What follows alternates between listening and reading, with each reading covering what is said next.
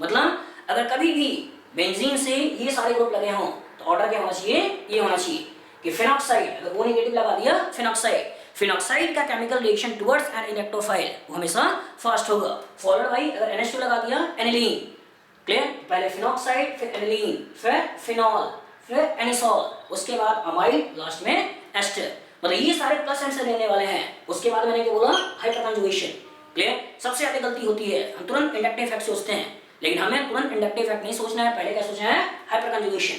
मतलब इसके बाद अगर किसी की बात करेंगे तो वो होगा CH3, उसके बाद जो बात करेंगे CH2 CH3, उसके बाद जिसकी बात करेंगे वो होगा आइसोप्रोपाइल, उसके बाद जिसकी बात करेंगे वो होगा टर्सरी ब्यूटाइल।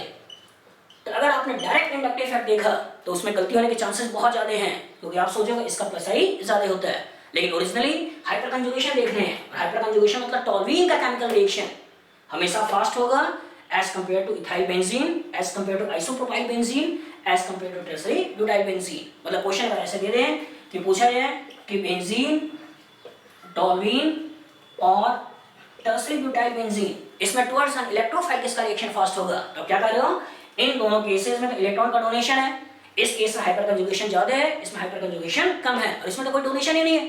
और जब इसमें डोनेशन नहीं है मतलब ये एक लेवल है, इसके ऊपर या इसके नीचे देखा जाता है, तो इसमें आपने ज्यादा डोनेशन सोचा, ज्यादा एक्टिवेटिंग है, रिएक्शन फास्ट। इसमें डोनेशन कम देखा, कम एक्टिवेटिंग है, रिएक्शन स्लो। तो इसका मतलब केमिकल रिएक्शन के लिए जो इंपॉर्टेंट फैक्टर्स हैं, पहले प्लस एन, फिर हाइपरकंजुगेशन, लास्ट में हमें देखना है इंडक्टिव इफेक्ट, क्लियर। दूसरा मैंने क्या बोला था कि ये पर्टिकुलर स्टेप RDS है, स्लो है, तो इसमें दो चीजें इन्वॉल्व हैं, एक तो न्यूट्रल मॉलिक्यूल का इन्वॉल्वमेंट है और एक कार्बोकेटाइन का इन्वॉल्वमेंट है, क्लियर। मतलब जो बीच में इंटरमीडिएट बन रहा है इसका इन्वॉल्वमेंट है, तो इसका मतलब न्यूट्रल मॉलिक्यूल्स में डोनेशन या विड्रॉल देखा जाता है, क्लियर। लेकिन अगर आपने कार्बोकेटाइन बना लिया, इस कार्बोकेटाइन की स्टेबिलिटी देखी जाती है। तो दो चीजें इंपॉर्टेंट है, एक न्यूट्रल मॉलिक्यूल्स में अवेलेबल इलेक्ट्रॉन, आपने देखा इनके कारण अवेलेबल इलेक्ट्रॉन बढ़ रहा है। दूसरा अगर आपने इंटरमीडिएट बना लिया तो ये इंटरमीडिएट कितना ज्यादा स्टेबल है। जैसे अगर हम बात करें कि बेंजीन से अगर मैंने कोई strong electron donating, weak electron donating, किसी भी तरह का कोई भी डोनेटिंग ग्रुप लगा लिया, इनमें से कोई भी ग्रुप अगर मैंने इसके ऊपर लगा दिया, जैसे मान लो OH लगा दिया, तो इसका अगर मैं अब किसी इलेक्ट्रोफाइल का अटैक कराऊंगा तो वो या तो इन्हीं दोनों किसी पोजीशन पे आएंगी, इन दोनों में किसी एक पोजीशन पे आएगी या इन इसकी पोजीशन पे आएगी। मतलब ये दोनों एक और ये अलग, मतलब इसके अंदर केमिकली डिफरेंट हाइड्रोजन कितने हैं, 3। तो इसका अगर मैं इलेक्ट्रोफाइल का अटैक कराऊंगा तो एक बार इंटरमीडिएट जब ऑर्थो पे आएगा तो ये बनेगा, एक बार इंटरमीडिएट जब मेटा पे आएगा तो ये बनेगा, और एक बार इंटरमीडिएट जब वो पैरा पे आएगा तो ऐसा बनेगा। तो अगर मैं इंटरमीडिएट बना रहा हूं तो इस इंटरमीडिएट की स्टेबिलिटी देखनी है कि इस इंटरमीडिएट में अगर आप देखो अजनीस रूल भी अप्लाई करो तो इस केस में ये कार्बोकेटाइन रेजोनेंस के द्वारा स्टेबल हो रहा है। इस केस में अगर इसका सोचो रेजोनेंस तो यहाँ पे आके नेगेटिव चार्ज रुक जा रहा है, क्लियर। इस केस में देखो तो इस पर्टिकुलर में भी एडिशनल रेजोनेंस है, तो इसका मतलब ऑक्सीजन का लोन पेयर ऑर्थो और पैरा के केस में तो स्टेबल कर रहा है, लेकिन मेटा के केस में उसकी स्टेबिलिटी नहीं दे रहा है। तो इसका मतलब जब ये दोनों ज्यादा स्टेबल हैं तो हमें प्रोडक्ट इसके अलावा बनाना है, हमें इसके बारे में मेजर प्रोडक्ट के बारे में नहीं सोचना है। मतलब अगर बेंजीन से कोई इलेक्ट्रॉन डोनेटिंग ग्रुप लगे होंगे, क्लियर, तो उस केस में हमें देखना है ऑर्थो और पैरा। लेकिन अगर बेंजीन से कोई इलेक्ट्रॉन विड्रॉइंग ग्रुप लगे हैं, -M वाले खासकर इलेक्ट्रॉन विड्रॉइंग ग्रुप लगे हैं, तो उस केस में हमें जो प्रोडक्ट सोचना है वो सोचना है मेटा, क्लियर। -M मैंने इसलिए बोला क्योंकि अगर मान लो हेलोजन लगा दिया तो हेलोजन तो -I से, मैंने बोला था कि न्यूट्रल मॉलिक्यूल में -I, कार्बन कार्बन का डबल बॉन्ड है तो उस केस में -I, तो हेलोजन के केस में -I के कारण वो रिंग से इलेक्ट्रॉन को खींचेंगे, तो रिंग से अगर इलेक्ट्रॉन को खींच रहे हैं तो उसके लिए बोला जाएगा डीएक्टिवेटिंग। मतलब अगर आपने बेंजीन से या एरोमेटिक कंपाउंड से कोई इलेक्ट्रॉन विड्रॉइंग ग्रुप अटैच करा दिया, क्लियर, ये इलेक्ट्रॉन विड्रॉइंग ग्रुप -I के रूप में भी हो सकता है, -M के रूप में भी हो सकता है, कि अगर आपने रिंग से इलेक्ट्रॉन विड्रॉइंग ग्रुप अटैच करा दिया, -I का हो या -M का हो, तो इस पर्टिकुलर के लिए बोलते हैं कि रिंग के पास अवेलेबल इलेक्ट्रॉन कम हो गए, और जब रिंग के पास अवेलेबल इलेक्ट्रॉन कम हो गए तो टुवर्ड्स एन इलेक्ट्रोफाइल उसका अटैक भी स्लो हो जाएगा, और अगर उसका अटैक स्लो हो जाएगा तो इस तरह के ग्रुप्स को बोला जाएगा डी एक्टिवेटिंग ग्रुप, मतलब जो ग्रुप इलेक्ट्रोफाइल के ऊपर अटैक करने में रेट ऑफ रिएक्शन को कम करता है उन सारे ग्रुप्स को बोलते हैं डीएक्टिवेटिंग, और जो बेंजीन के इलेक्ट्रॉन्स को इलेक्ट्रोफाइल के ऊपर अटैक करने में यूज करते हैं, जो इनहांस करता है, रेट ऑफ रिएक्शन को बढ़ाता है, उस पर्टिकुलर को बोलते हैं एक्टिवेटिंग। तो जो देने वाले ग्रुप्स हैं ऑल आर एक्टिवेटिंग, जो खींचने वाले ग्रुप हैं उसी ग्रुप में खींच रहे हैं ऑल आर डीएक्टिवेटिंग। इसमें पावर देखते हैं। सबसे पहले अगर पूछा जाए डीएक्टिवेशन किसका ज्यादा है, तो सबसे पहले आपको देखना है माइनस एम के बाद देखना है माइनस आई। मतलब अगर मान लो नाइट्रोबेंजीन लिखा हो और क्लोरोबेंजीन लिखा हो, तो नाइट्रोबेंजीन में नाइट्रो का माइनस एम के कारण उसके पास अवेलेबल इलेक्ट्रॉन बहुत कम होंगे, मतलब उसका अटैक एज ओवर इलेक्ट्रोफाइल बहुत ही स्लो होगा। लेकिन क्लोरोबेंजीन की बात करें तो क्लोरोबेंजीन में क्लोरीन ने केवल माइनस आई से खींच रखा है, मतलब डीएक्टिवेटिंग तो है इन कंपेरिजन टू बेंजीन, लेकिन अटैक नाइट्रोबेंजीन की तुलना में फास्ट होगा। तो इसका मतलब अगर मैंने कार्बन कार्बन की बॉन्ड की बात किया हुआ है बेंजीन में, तो इससे डायरेक्टली अटैच एटम माइनस आई या माइनस एम का होगा तो वो डीएक्टिवेटिंग होगा। लेकिन इंपॉर्टेंट क्या है कि अगर वो माइनस आई का है लेकिन अगर उसके पास लोन पेयर है, तो जब हम इंटरमीडिएट बनाएंगे तो उसमें ऑर्थो पैरा का इंटरमीडिएट ज्यादा स्टेबल होगा, क्योंकि पॉजिटिव चार्ज के जस्ट बगल में एटम होगा जिसके पास लोन पेयर होगा, तो ये इसको रेजोनेंस के द्वारा स्टेबल कर देता है। तो इसलिए जब कोई इलेक्ट्रॉन विड्रॉइंग हो और माइनस आई के कारण हो, लेकिन उसके डायरेक्टली अटैच एटम के पास लोन पेयर है, जैसे हेलोजन्स है, चाहे फ्लोरीन हो, क्लोरीन हो, ब्रोमीन हो, आयोडीन हो, तो लोन पेयर होने के कारण उससे जो प्रोडक्ट मिलता है वो प्रोडक्ट होता है ऑर्थो पैरा। लेकिन अगर माइनस एम वाली बात कर रहे हैं, जैसे CHO की बात कर रहे हैं, CO की बात कर रहे हैं, एसिड की बात कर रहे हैं, एस्टर की बात कर रहे हैं जिसमें डायरेक्टली CO लगा हुआ है, NO2 की बात कर रहे हैं, साइनाइड की बात कर रहे हैं, तो इस केस में ऑर्थो पैरा का इंटरमीडिएट कम स्टेबल होता है, मेटा का इंटरमीडिएट रिलेटिवली ज्यादा स्टेबल होता है। इसलिए उस केस में जिसमें माइनस एम लगा है उस केस में हमें हमेशा देखना है मेटा डायरेक्टिंग नीचे, मतलब जो हेड पे मौजूद है ये डायरेक्ट कर रहा है कि आने वाले इलेक्ट्रोफाइल कहाँ पे आएगा। अगर ये माइनस एम वाला है, ठीक, जो हेड पे मौजूद है ये डिसाइड कर रहा है कि आने वाले इलेक्ट्रोफाइल कहाँ पे आएगा। तो इसका मतलब जो हेड पे मौजूद है वो डिसाइड कर रहा है, वो डायरेक्ट कर रहा है, वो ओरिएंट कर रहा है, इसीलिए बोलते हैं ऑर्थो पैरा डायरेक्टिंग। तो इसका मतलब अगर जो हेड पे मौजूद है उसका नेचर डोनेटिंग है तो ये ऑर्थो पैरा डायरेक्टिंग। लेकिन अगर जो इलेक्ट्रॉन विड्रॉइंग है और माइनस एम से खींच रहा है तो इसके कारण ऑर्थो पैरा कम स्टेबल होगा, और जो रिलेटिवली ज्यादा इलेक्ट्रॉन रिच पोजीशन होगी जिसका इंटरमीडिएट ज्यादा स्टेबल हो रहा होगा वो पोजीशन कौन सी है, मेटा।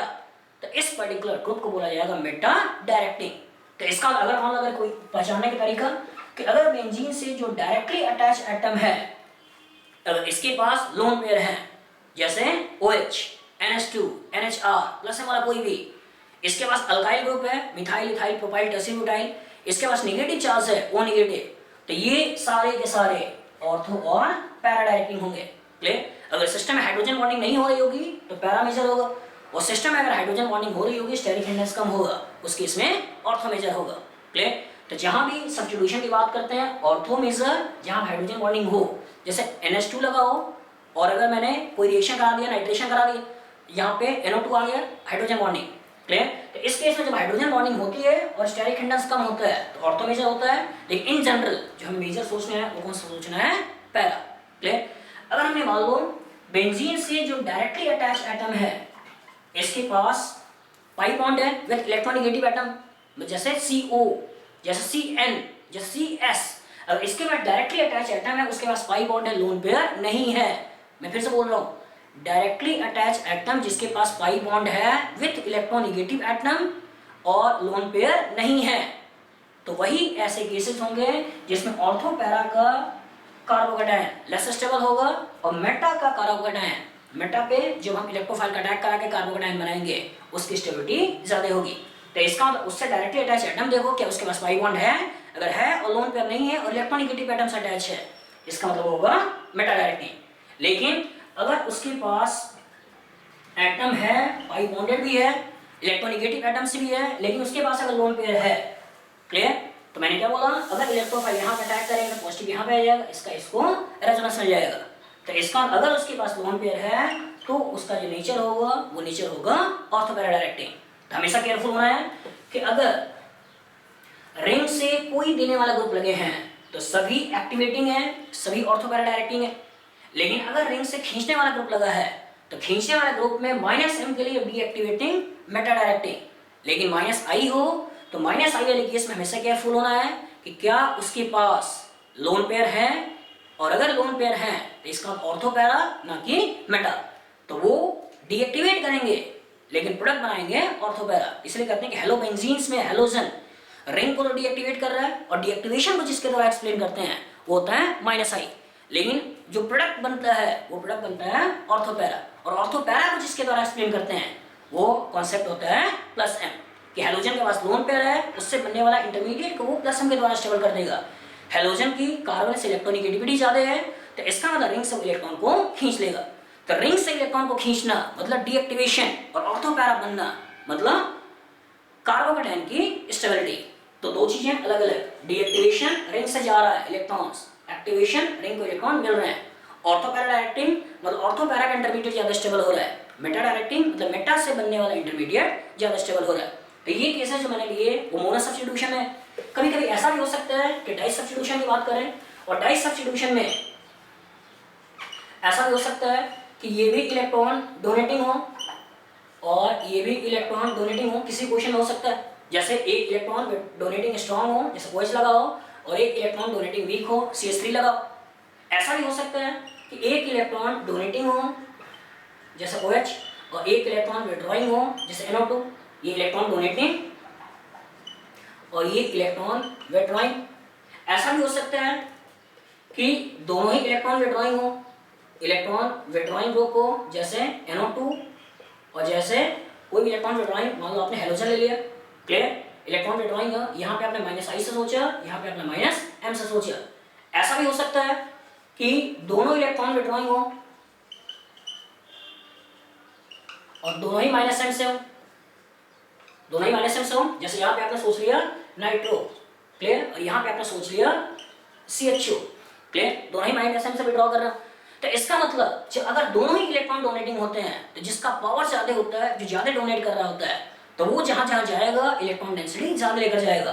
तो इसलिए उस केस में जो डिसाइड करता है वो डिसाइड करता है मोर इलेक्ट्रॉन डोनेटिंग, कि अगर कभी ऐसा केस आ जाए जिसमें दोनों इलेक्ट्रॉन डोनेटिंग हो तो जो जिसका पावर ज्यादा होगा वो डिसाइड करेगा कि आने वाला इलेक्ट्रोफाइल कहाँ पे आएगा, क्लियर। जैसे मान लो यही वाला केस लेते हैं और इस केस में एक बार OH यहाँ लगा दें, CH3 यहाँ लगा दें, तो इसका OH और CH3 में OH डिसाइड करेगा, जो OH डिसाइड करेगा तो नेगेटिव चार्ज यहाँ लेकर जाएगा। तो अगर मैंने यहाँ पे सब्स्टिट्यूशन कर दिया तो 1 2 3 सब्स्टिट्यूशन, स्टेरिक हिंडनेस ज्यादा है, लेकिन अगर मैंने यहाँ सब्स्टिट्यूशन कर दिया तो 1 2 4 सब्स्टिट्यूशन, स्टेरिक हिंडनेस कम। तो इसका मतलब जो मेजर बनाते हैं वो मेजर कहाँ बनाते हैं 1 2 4। अगर यही CH3 यहाँ की जगह यहाँ पे होती, यहाँ पे होती, तो अभी डिसाइड कौन करेगा OH, और OH के कारण ये पोजीशन इलेक्ट्रॉन रिच है और ये पोजीशन इलेक्ट्रॉन रिच है। और मान लो मैं नाइट्रेशन करा रहा हूँ, तो नाइट्रेशन करा रहा हूँ तो यहाँ पे 1 2 3 स्टेरिक हिंडनेस बहुत ज्यादा है, यहाँ पे 1 2 4 स्टेरिक हिंडनेस कम, यहाँ पे 1 2 4 स्टेरिक हिंडनेस कम। 1 2 4 पोजीशन की बात कर रहे हैं।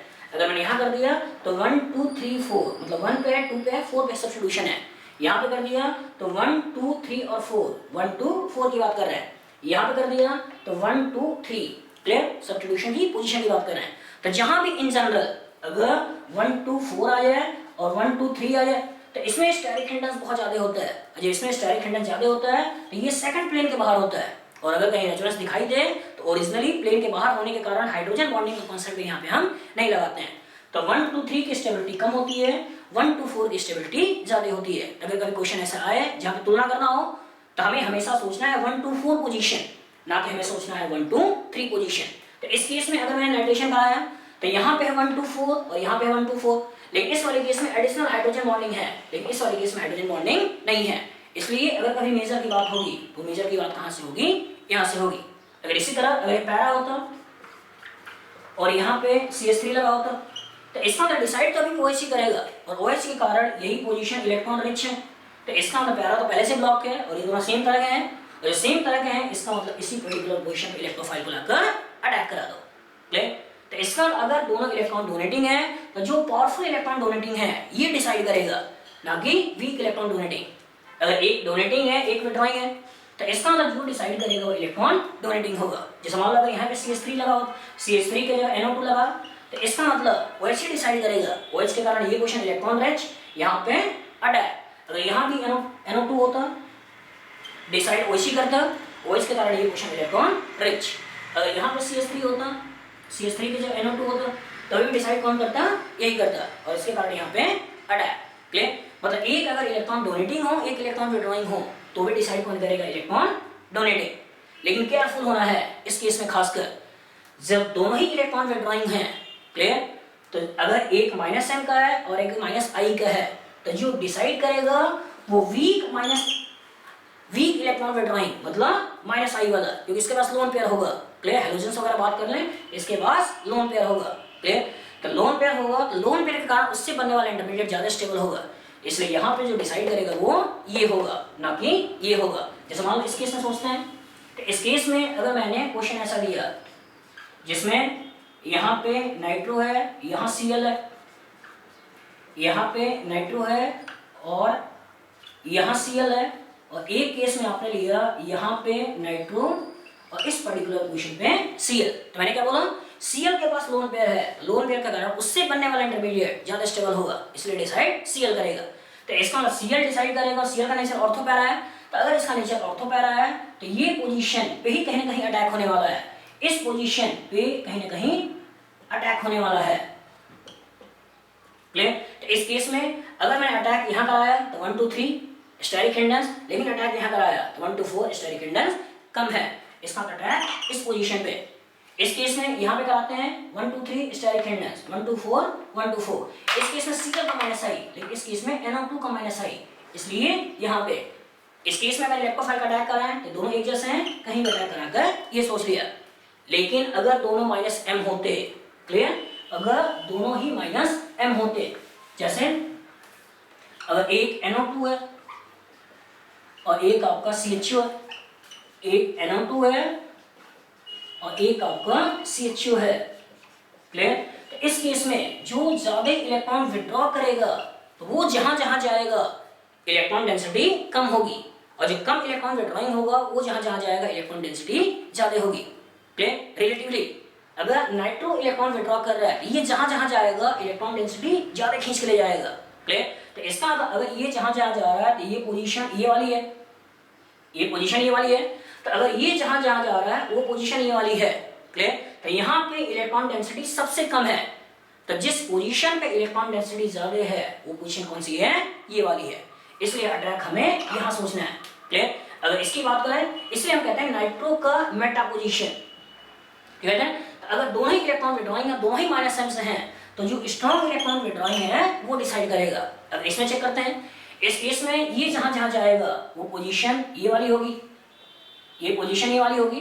क्लियर? तो इसका अगर ये पोजीशन ये वाली होगी, इत्तेफाक से ये भी जहां जहां जाएगा वो पोजीशन ये वाली होगी, तो इस केस में कोई दिक्कत नहीं आती है, डायरेक्ट हम सोच लेते हैं इस पोजीशन पे इसका भी मेटा है, इसका भी मेटा है। लेकिन दिक्कत यहाँ पे आती है कि अगर मैंने वीक वाले के कारण सोचा होता तो वीक वाले के कारण पोजीशन कहाँ पे आती? यहाँ पे आती। लेकिन ये जहां जहां जाएगा वो पोजीशन पे इलेक्ट्रॉन डेंसिटी ज्यादा कम होगी, तो रिलेटिवली जो पोजीशन इलेक्ट्रॉन रिच होगी वो ये वाली है। इसी तरह ये जहां जहां जाएगा इसकी पोजीशन ये वाली होगी, तो ये पोजीशन इलेक्ट्रॉन रिच ज्यादा है, इसलिए अटैक हमें वहां सोचना है। तो इसलिए 4 केस बनाते हैं। 4 केस में अगर दोनों इलेक्ट्रॉन डोनेटिंग तो मोर पावरफुल, एक इलेक्ट्रॉन डोनेटिंग एक इलेक्ट्रॉन विड्रॉइंग मतलब डोनेटिंग। अगर दोनों इलेक्ट्रॉन विड्रॉइंग तो -I अगर है साथ साथ उसके पास लोन पेयर है तो -I डिसाइड करेगा, ना कि -m। और अगर दोनों के पास ही -m है तो जिसका -m ज्यादा होगा वो डिसाइड करेगा कि आने वाले इलेक्ट्रोफाइल कहाँ पे आएगा। अब कुछ केस हमेशा केयरफुल होना है कि वो दिखाई देते हैं मेटा, लेकिन ओरिजिनली होते हैं ऑर्थोपैरा। तो उसमें खासकर जो दिमाग में रखना है वो दिमाग में रखना है हेलोजन, वो दिमाग में रखना है NO, वो दिमाग में रखना है CH+1CH2, वो दिमाग में रखना है CH+1CH के साथ कोई भी ग्रुप। क्लियर? और ये ग्रुप आपको एल्डिहाइड भी हो सकता है, ये पर्टिकुलर ग्रुप आपका कीटोन भी हो सकता है, इवन ये एसिड भी हो सकते हैं, इवन ये एस्टर भी हो सकता है, अमाइड भी हो सकता है, एसिड हैलाइड भी हो सकता है, इवन ये एनहाइड्राइड भी हो सकता है। क्लियर? तो इसका अगर कार्बन कार्बन डबल बॉन्ड के साथ इवन ये कार्बन कार्बन ट्रिपल बॉन्ड का केस भी हो सकता है। तो अगर ये सारे केसेस लगे हैं, क्लियर, हमें सोचना है ऑर्थोपैरा डायरेक्टिंग, ना कि मेटा डायरेक्टिंग। सबसे ज्यादा दिक्कत इसमें होती है। क्लियर? अगर इसी पर्टिकुलर केस लें और ऐसा सोचें कि ये एक बेंजीन है और इस बेंजीन से ऊपर आपने CH+1CH और COH लगा दिया। क्लियर? तो पहला ऑब्जर्वेशन कहेगा कि A+B C+D पॉजिटिव यहाँ पे आ रहा है, A+B C के पास पॉजिटिव यहाँ पे आ रहा है, A double bond B C के पास पॉजिटिव पॉजिटिव यहाँ पे आ रहा है, पॉजिटिव यहाँ पे आ रहा है, तो आप सोचोगे और डायरेक्ट इसके द्वारा सोचोगे मेटा। लेकिन ओरिजिनली अगर इलेक्ट्रोफाइल ऑर्थो और पैरा पे जाता है, ऑर्थो और पैरा पे जाता है, तो ऑर्थो पे जाने के बाद पॉजिटिव चार्ज यहाँ फॉर्म होगा और पॉजिटिव चार्ज यहाँ फॉर्म होने से इसके द्वारा एडिशनल रेजोनेंस मिल जाएगा। तो इसलिए कहते हैं हमेशा केयरफुल होइए, ऐसा केस जब होगा तो इलेक्ट्रोफाइल का अटैक हमें ऑर्थो और पैरा पे सोचना है, ना कि हमें मेटा पे सोचना है। इसी को आगे बढ़ाते हुए अगर वो बेंजीन बना दें और बेंजीन बनाते हुए केस ऐसा बना दें, इसी को आगे बढ़ाते हुए अगर बेंजीन बना दें और केस वो ऐसा बना दें, मतलब मैंने क्या बोला, डबल बॉन्ड फिर एडिशनल डबल बॉन्ड बनाकर आगे इसने CHO कर दिया। तो पहला ऑब्जर्वेशन रहेगा कि इसके कारण पॉजिटिव यहाँ पे है, पॉजिटिव यहाँ पे है, पॉजिटिव यहाँ पे है, पॉजिटिव यहाँ पे है, पॉजिटिव यहाँ पे है। इसलिए अगर आप कभी भी सोचोगे तो क्वेश्चन कौन से सोचोगे, ये वाली, क्योंकि आप दूर लगा रखा है, ये CHO से डायरेक्ट लगा हुआ है, मतलब इलेक्ट्रॉन डेंसिटी इस रिंग में कम है, इस रिंग में ज्यादा है। लेकिन फिर भी आप जो सोचते हो पोजीशन कौन सी होती, ये वाली। लेकिन ये पोजीशन नहीं होगी, बल्कि कौन सी होगी, ये वाली। इसके पीछे रीजन क्या है कि अगर मैं इलेक्ट्रोफाइल का अटैक यहाँ कराता हूँ तो पॉजिटिव यहाँ बनेगा, रेजोनेंस से पॉजिटिव यहाँ पहुंच जाएगा, फिर रेजोनेंस से पॉजिटिव यहाँ पहुंच जाएगा। लेकिन अगर मैं इलेक्ट्रोफाइल का अटैक यहाँ कराता तो पॉजिटिव चार्ज यहाँ पे आता, रेजोनेंस से पॉजिटिव यहाँ पे आता, फिर रेजोनेंस से पॉजिटिव यहाँ पे आता। इस रिंग में उस पॉजिटिव चार्ज का डिस्पर्सन नहीं होता। तो इसलिए हमेशा केयरफुल होइए कि कार्बन कार्बन डबल बॉन्ड के बाद में अगर एल्डिहाइड कीटोन एसिड एस्टर कुछ भी लगा है तो उसका नेचर ऑर्थो पैरा है, ना कि उसका नेचर मेटा है। क्लियर? अब चेक करते हैं कि मैंने बोला सबस्ट्रेट, तो सबस्ट्रेट में आपने देखा इलेक्ट्रॉन डोनेशन हो सकता है, सबस्ट्रेट में इलेक्ट्रॉन विड्रॉल हो सकता है। डोनेटिंग रिएक्टिविटी को बढ़ाएंगे, विड्रॉल रिएक्टिविटी को कम करेंगे। डोनेटिंग के लिए बोला एक्टिवेटिंग ग्रुप, विड्रॉइंग के लिए बोला डीएक्टिवेटिंग ग्रुप। एक्टिवेशन से ऑर्थो पैरा पोजीशन में इलेक्ट्रॉन डेंसिटी बढ़ती है, इसलिए ऑर्थो पैरा प्रोडक्ट बनता है। डीएक्टिवेशन से मैक्सिमम केसेस में अगर माइनस m है तो मेटा डायरेक्टिंग, लेकिन अगर माइनस I है जैसे हाइड्रोजन्स हैं तो ऑर्थो पैरा डायरेक्टिंग भी हो सकते हैं। क्लियर? अगर मैंने रीजन की बात की है तो डिफरेंट रिएक्शंस थे, halogenation, nitration, sulphonation, alkylation, acylation, protonation, nitrosation, diazo coupling. Clear? ये सारे रिएक्शन फिडेलक्राफ्ट मैंने बोल दिया, ये रिमेट-डिमन रिएक्शन, कोल्बे रिएक्शन, ये सारे एक बार इलेक्ट्रोफाइल बना दिया फिर उसके बाद अटैक करा दिया। अगर हम सॉल्वेंट की बात करें, इसमें सॉल्वेंट कैसा यूज होगा, तो बेंजीन या कोई हाइड्रोकार्बन लिया तो बेंजीन खुद ही एक सॉल्वेंट है, तो इसमें कोई एडिशनल सॉल्वेंट डालने की इसमें जरूरत नहीं होती है। क्लियर? लेकिन एक चीज और क्लियर रखिए कि अगर मैंने फिडेलक्राफ्ट अल्काइलेशन या एसाइलेशन की बात किया हुआ है तो Friedel Crafts alkylation and acylation is only applied for those molecules in which at least weak electron withdrawing or weak electron donating groups are present or simply hydrocarbons are present. Clear? अगर उससे आपने strong electron donating जैसे OH NH2 लगा दिया या strong electron withdrawing NO2 लगा दिया या CHO लगा लिया और उसका रिएक्शन अगर मैं RCl और AlCl3 के साथ कराते हैं तो ये AlCl3 अगर इलेक्ट्रॉन डोनेटिंग है जैसे OH और NH2 लगा हुआ है तो उसके साथ ही कॉम्प्लेक्स बना लेते हैं और कॉम्प्लेक्स बनाने के बाद ऑर्थो पैरा पोजीशन पे हटाने के बाद नहीं सोचते हैं। और अगर इलेक्ट्रॉन विड्रॉइंग है तो इलेक्ट्रॉन विड्रॉइंग में अवेलेबल इलेक्ट्रॉन ही नहीं होते हैं और अवेलेबल इलेक्ट्रॉन ही नहीं होते हैं, इसलिए वहाँ भी हमें रिएक्शन की बात हम नहीं सोचते हैं। इसको हम अलग से रिएक्शन लेके चलेंगे, जब नेम रिएक्शन उसमें क्लियर करेंगे। तभी केवल दिमाग में रखना है कि सबस्ट्रेट का नेचर इलेक्ट्रॉन डोनेटिंग हो सकता है, सबस्ट्रेट का नेचर इलेक्ट्रॉन विड्रॉइंग हो सकता है, डोनेटिंग या विड्रॉइंग लगा सकते हैं। रिएजेंट में एक बार इलेक्ट्रोफाइल बना दिया तो उसका अटैक करा दो। सॉल्वेंट जनरली खुद ही होते हैं या एडिशनल कोई डालना होता है तो उसमें हम डालते हैं जनरली नाइट्रोबेंजीन, जो एडिशनल कोई केमिकल रिएक्शन यहाँ पे ना करे।